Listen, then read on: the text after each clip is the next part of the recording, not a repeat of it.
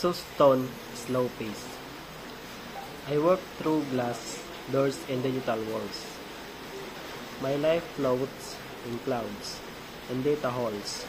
Each swipes, each like, each careless scroll unveils a bit more of my soul.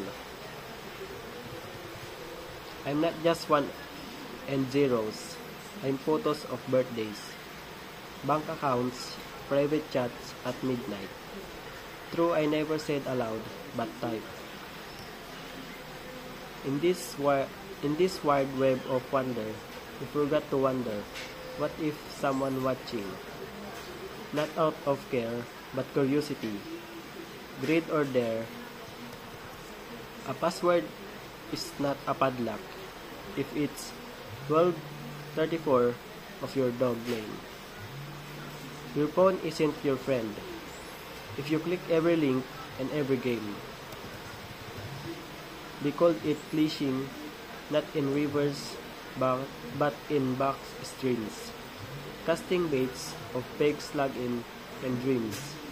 And once you bite, they take a bite of your life.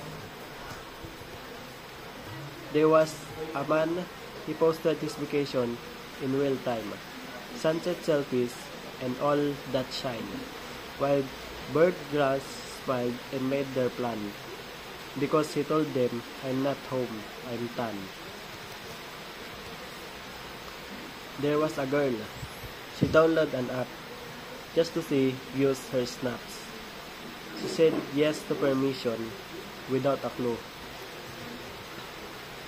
And now her camera see more than she knew. But it's not just about being scared. It's about being aware. Security isn't paranoia, it's protection. Privacy isn't hiding, it's a right. Update your software, encrypt your drives, don't leave your data where data thrives. Use 2FC, 2FA like a second gate, because one wall won't cry all white. And teach the kids that clicking, I agree, shouldn't be done so carelessly.